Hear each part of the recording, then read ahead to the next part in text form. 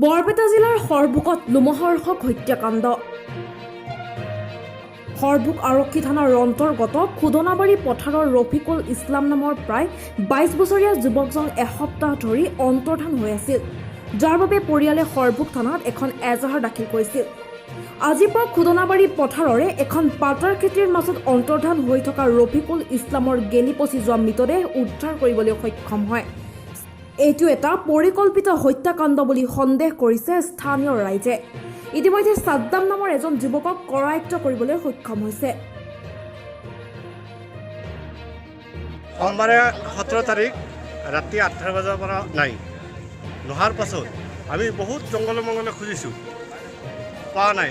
নাপাৰ থলত আমি থানাত যাই আশ্ৰয় লৈছোঁ। থানা আশ্ৰয় লোৱাৰ পাছত থানাই তাৰ কল ৰেকৰ্ডটো ওলাইছে। ওলাৰ পাছত আমাক সেই নম্বৰটো দিল যে এই নম্বৰত আপুনি ফোন কৰি যোগাযোগ কৰি চাওক।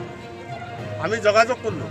কৰাৰ পাছত সেই সাদ্দাম নামৰ ল'ৰাটো সি ফোনটো ৰিচিভ কৰে। আমাৰ শাহজাহানে ফোন কৰিছিল।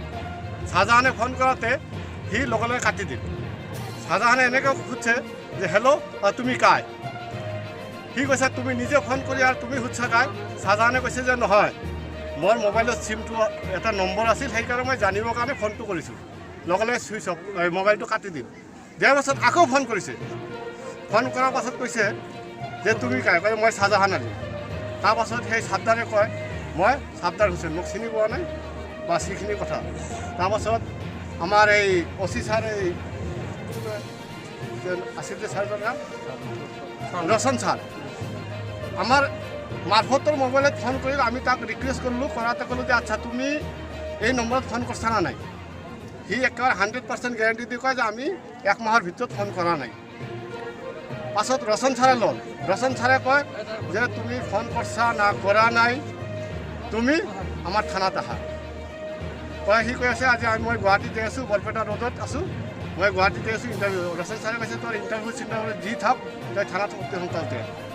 সি থানাত নাহি সৰভোগতে আহি এই কামাৰগাঁও পুথিয়েদি পলাই আহিছিল, চুপি আহিছিল। তাৰপাছত আমাৰে মাজু ভাগিন আৰু এজনে আহি তাক ধৰি লৈ থানাত দিয়া হৈছিল। ৰাতি ইমান সোধপোছ কৰাৰ পাছতো সি কৈ আছে যে বঙাইগাঁৱত থৈ আহিছোঁ, বঙাইগাঁৱত থৈ আহিছোঁ। কালি প্ৰায় 10টা বজাত ওলাই দিল। আজি 10টা মানে 12টা বজাত এই ৰিজাল্টটো হৈ গ'ল।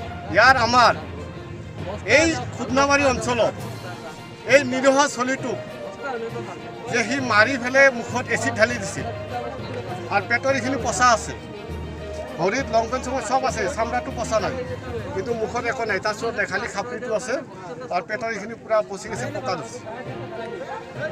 আমাৰ এইখিনি অনুৰোধ, ইয়াৰ যিহেতু আমাৰ জানিব পৰা মতে সাদ্দাম হুছেইনৰ লগত আৰু মানুহ আছে, আমাৰ প্ৰশাসনৰ দ্বাৰা সেই মানুহজনক কেইজনক ধৰিব লাগে আৰু উচিত তত্ত্বাৱধান কৰি তাক প্ৰাপ্যমূলক শাস্তিটো আমাক লাগে। আমাৰ এইখিনি অনুৰোধ।